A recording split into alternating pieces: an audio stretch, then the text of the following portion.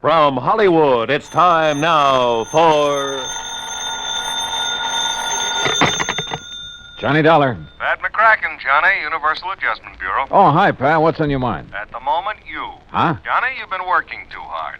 Oh, this I've been convinced of for years, Pat, but I've never been able to convince anybody else, especially you. Okay, I'm convinced. What you need is a nice vacation, all expenses paid. Whoa. Southern California is very nice this time of I year. just came back from there. The beaches, the swimming, sun, golf, nightlife. Look, Pat, thanks a lot, but no thanks. Well, now, Johnny. The last time you invited me to take one of your vacations, I got hit over the head, almost run down by a truck, and kicked around by a guy 7 feet tall. Yeah, but this one's different, Johnny. It's a real simple job. Oh, they all are, according to you. All I want you to do is pick up something out on the coast and bring it back here. That's all. Yeah, what? $100,000. Oh. I'll be right over.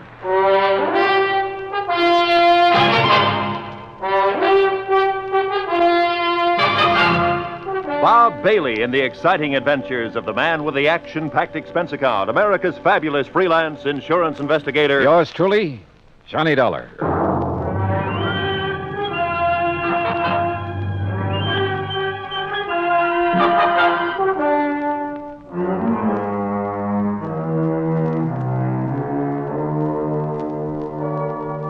Expense account submitted by Special Investigator Johnny Dollar to the Universal Adjustment Bureau, Hartford, Connecticut. Following is an account of expenses incurred during my investigation of the Johnson payroll matter.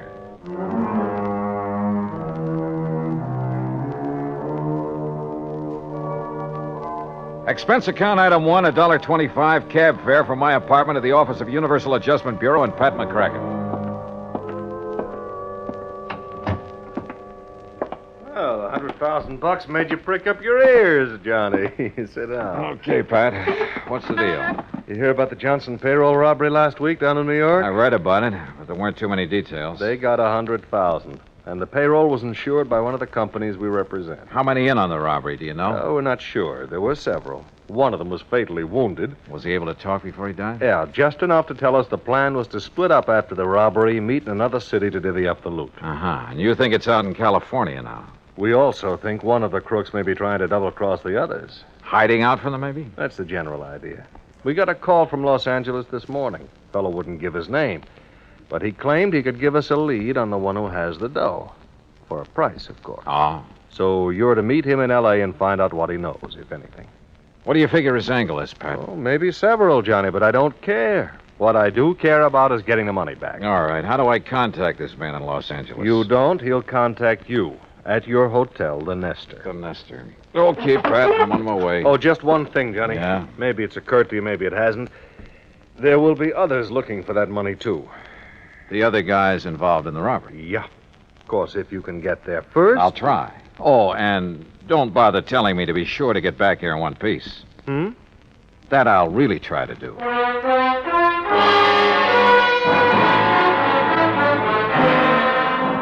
Expense account item 2, $187 even, air transportation and incidentals to Los Angeles. I've been told to stay at the Hotel Nestor, so I took a cab. That's item 3, $5.50 from the airport. It was just getting dark as my cab pulled up in front of the place. Before I could get out, somebody got in. Oh, I'm sorry. I didn't know this cab was occupied. Well, that's okay. Welcome aboard. Here, I'll get out. Oh! It's okay. I've got you. Sorry, I lost my balance. Must have got my heel. You may be sorry, but I'm not. I can't think of a better way to arrive in a strange city than with a beautiful girl in your arms. If you'll let go of me. Oh, yeah, well, if you insist. Oh, thanks. I'm sorry. Oh, wait a minute. You can have this cab as soon as I get my stuff out. Oh, that's all right. I'm in a hurry. I'll get another one. Goodbye. Oh, wait a second. I mean, after all... Oh, well.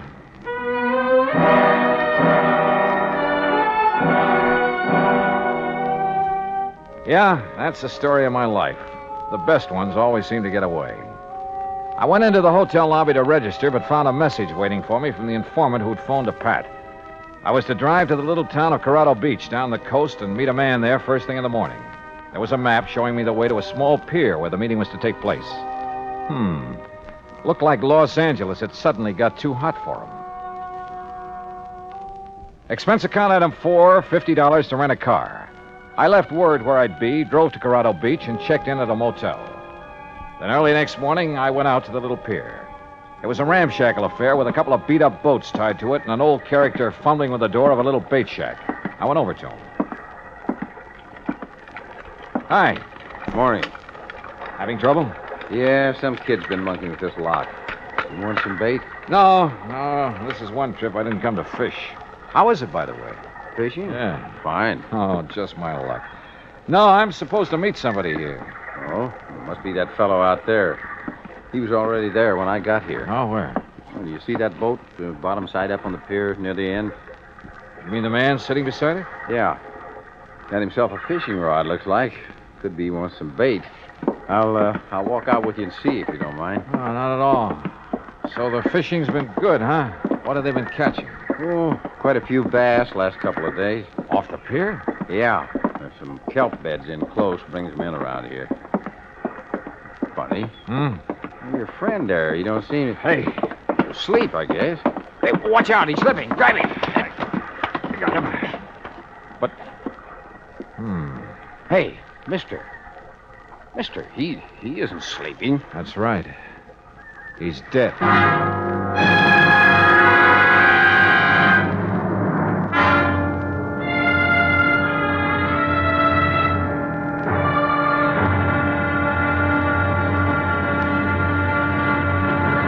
Act 2 of yours truly, Johnny Dollar, in a moment. Our flag now numbers 50 stars, and behind each star there stands yet another flag representing one of the 50 states. Georgia's state flag displays the state seal on a strip of blue. The seal symbolizes the fact that constitutional government rests equally on the three major branches of government, legislative, executive, and judicial, and that all three must be guarded equally if a sound government is to be maintained. The greater portion of Georgia's flag is crimson. On it is superimposed the blue cross of St. Andrew, bearing 13 white stars for the original 13 colonies. This cross, made in the form of saltire or X, was adopted from the national flag of Scotland. Georgia's state flag, the flag of the fourth state to enter the Union, was adopted in 1956. And now, Act 2 of yours truly, Johnny Dollar, and the Johnson payroll matter.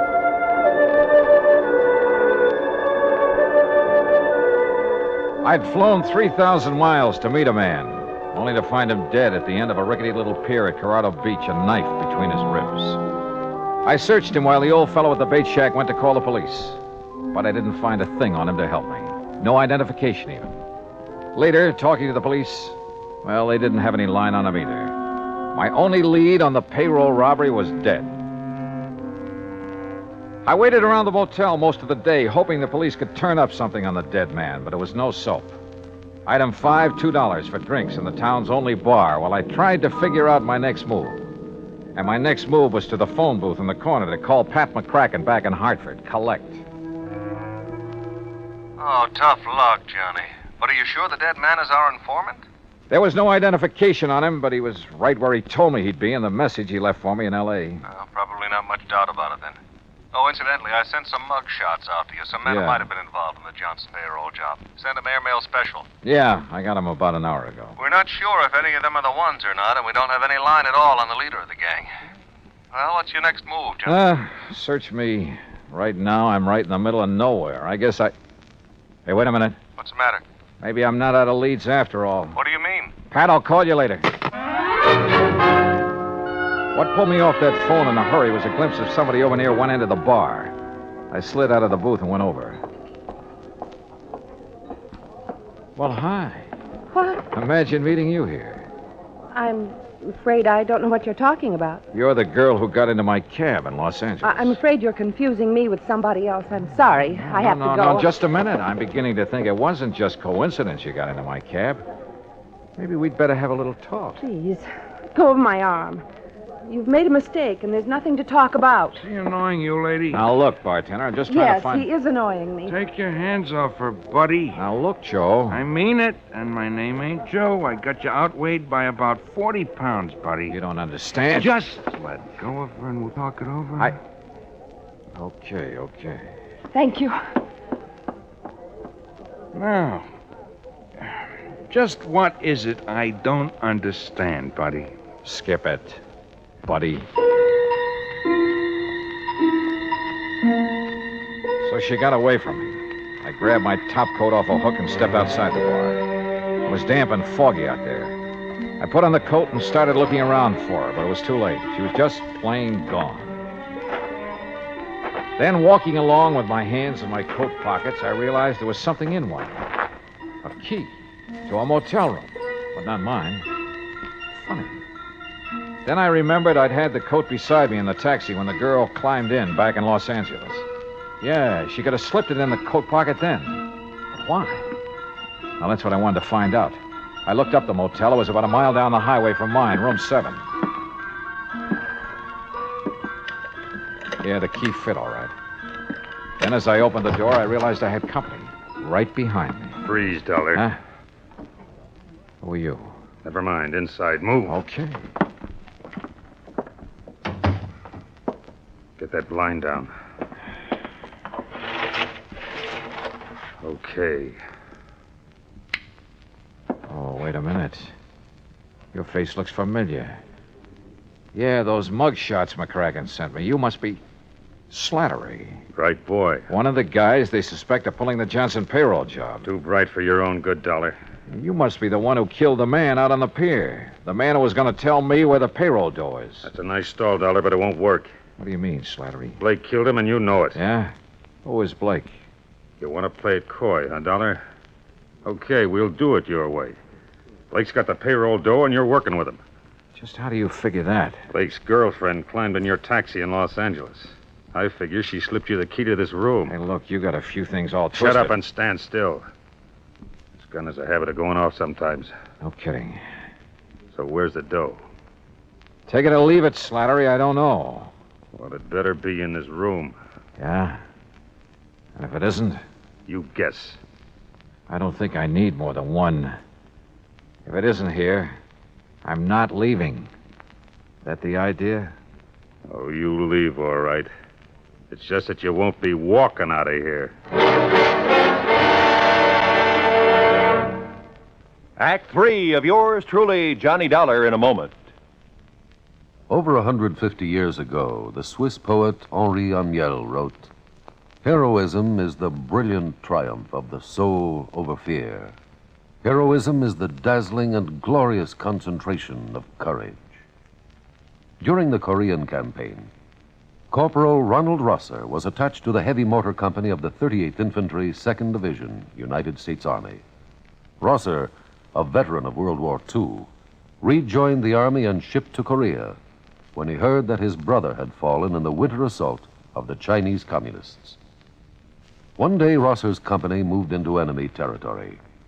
At the time, the corporal was a forward observer and carried a radio. Suddenly, in the midst of an enemy attack, Rosser handed his radio to a buddy, slipped the safety off his carbine, and filled his shirt with hand grenades. He charged at the enemy through fierce mortar and artillery fire, shooting from the hip. Straddling a bunker, he riddled its occupants. Still advancing, he accounted for 2 more of the enemy, shooting one through the head and clubbing another to death. Continuing his one-man charge, he jumped into a trench full of enemy soldiers, opened fire, and forced his way relentlessly down the length of the trench, killing right and left with grenades and carbine fire. Out of ammunition, he returned to his company, where he replenished his supply. Then he charged the enemy again and again. Finally, he returned to his own area, and taking the radio back from his friend, he moved out with his company. Corporal Ronald Rosser was awarded the Medal of Honor for his action. Action which had shown the enemy that his personal code of conduct wouldn't let them push around either his kid brother or his country.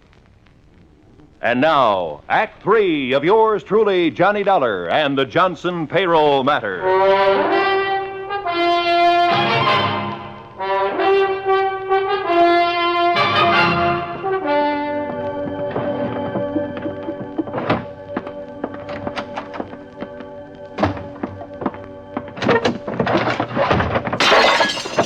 Now, look, Slattery, you've torn this motel room completely apart. Obviously, that payroll money isn't here. That's right, Dollar. So now you're going to tell me where it is. Oh, brother, you take a lot of convincing. I told you I don't know.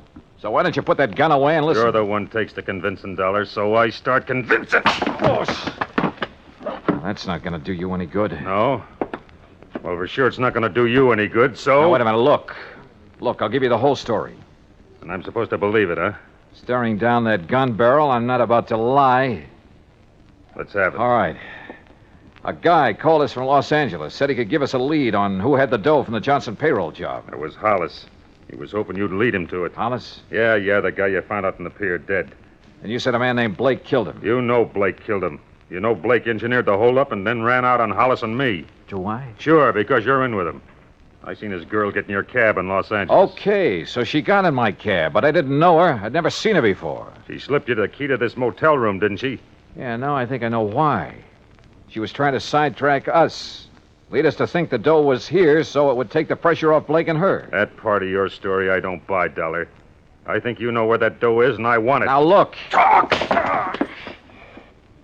If you think I'm going to take any more of this. This gun says that's exactly what you're going to do until you decide to talk. I roll with this next one and let my eyes droop when my knees sag. He reached out to steady me, and I gave him a left hook in the stomach that flattened him. By the time he got to his feet, I was out the door. I dove behind some bushes down the road, and I waited. He pounded right on past me, gun in hand. I waited until he was out of sight, then doubled back to my car. Apparently, Slattery didn't know Blake's girl was around here somewhere. One thing was sure. I had to find her, but fast. There were only 3 motels in town. The one I was staying at, the one where Slattery had been playing patty cake on my jaw, and a third off the highway near the beach. I drove to that one and checked the register. It showed a Myrna Grant in number 8.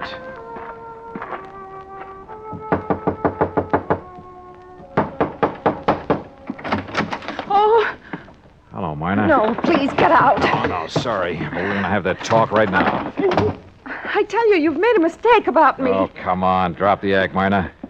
I know you're Blake's girlfriend, that you slipped that motel key in my coat pocket in L.A. to get me off the trail of the Johnson payroll money. The what? I also know that Blake masterminded the robbery and double-crossed his buddy, held out on him. Oh, I guess I knew it must be something like that. What are you talking about? Mr. Dollar, I haven't known Fred Blake very long. A month, maybe. I didn't know what he did for a living, and I didn't ask him. 2 days ago, he said he was in trouble and needed my help. He wanted me to slip that key into your coat pocket in the taxi in Los Angeles. To take Slattery off his trail. Then he told me to meet him here at the beach. When I saw you in the bar a while ago, I got panicky. I didn't know what to do. But that's all I know about it. Mr. Dollar, I didn't know Blake was a criminal. Honestly, I didn't. Yeah? Will you help me find him? Yes. I will, Mr. Dollar. If I can. The trouble is, right now, I don't know where he is any more than you do.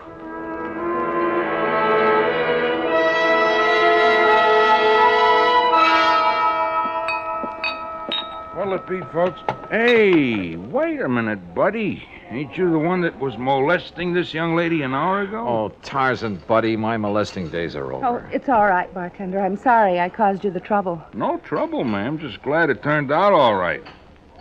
Things happen fast here at the beach, I guess. I don't suppose you've ever heard of a guy named Fred Blake, have you? Yeah, not that I remember. You looking for him? Yeah. What's he look like? Medium height, dark hair and brown eyes. Yeah. Regular features. That description would fit half the guys that come in here. Sure. Fisherman, salesman, vacation. Only that kind don't come in here anymore. Salesman? No, fishermen. I thought the fishing was good here. Been no fishing around here for months. Huh? A fellow told me they were getting a lot of bass right off the pier. He was pulling your leg, buddy. There's a chemical plant nearby. A lot of stuff got dumped into the water by accident a few months ago. The fish haven't been back since. Wait a minute. Sure, right under my nose all the time. What do you mean, Johnny? Martin, I'll see you later. I got in my car and headed for the pier. As I turned off the highway, I could see a car a couple of 100 yards back following me with its lights off. But I couldn't stop now. I parked near the pier and headed for the bait shack. The windows were still boarded over, but I could see a crack of light between the boards. I eased over to the shack. Oh, no. I flattened against the wall as the door came open and Blake came out with a gun. I hacked it out of his hand. What? All right, hold it, Blake. Well, the fisherman's friend, huh? Look, You killed that guy on the end of the pier just before I showed up this morning. You didn't have time to leave, so you covered by making like you worked here. Then it occurred to you this was a pretty good hideout until Slattery got off your trail. Look, maybe we can make a deal, Dollar. Oh, we're going to. You turn the stolen money over to me, and I turn you over to the police. Drop your gun, Dollar. Huh? Drop it. Okay, Slattery. Hello, Blake. Glad to see me. Look, Slattery, I wasn't trying to cross you. I was going to get in touch with you when things quieted down. Sure you were. Let's have the dough. All right, it's in the shack. Blake half turned, and I saw his hand slide into his coat, a second gun. He whipped it out, but Slattery had seen it too. He got Blake, but his eyes were off me for a lucky second.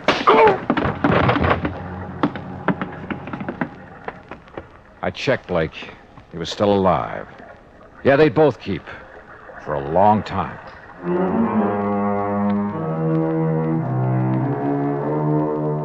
Item 6, $174 even, air transportation and incidentals back home. Expense account total, $526.50. Remarks? The payroll money is back where it belongs, and Slattery and Blake are back where they belong, with Blake facing a murder rap to boot. Funny, I probably wouldn't have nailed him if he hadn't told me that phony story about the fish biting near the pier. Teaches me a lesson, Pat. I'm not going to tell any more fish stories. They can kill you. Yours truly, Johnny Dollar.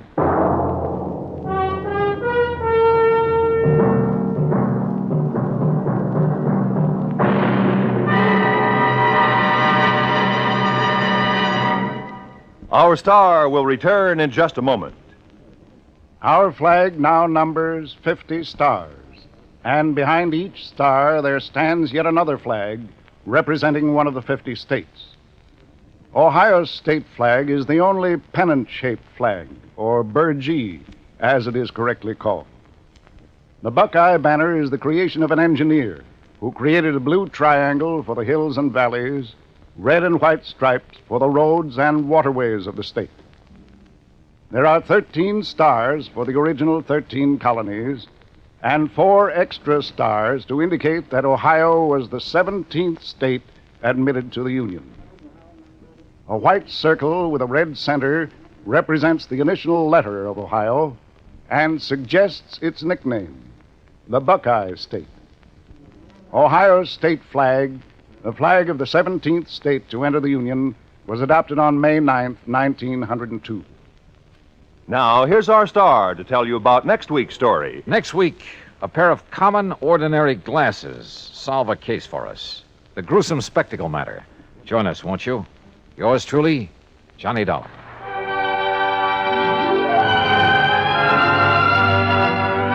Yours truly, Johnny Dollar, starring Bob Bailey, originates in Hollywood and is produced and directed by Jack Johnstone. Today's story was written by Robert Stanley. Heard in our cast were Virginia Gregg, Lawrence Dobkin, Forrest Lewis, Shepard Menken, and Frank Gerstle. Be sure to join us next week, same time and station, for another exciting story of yours truly, Johnny Dollar. This is Roy Rowan speaking.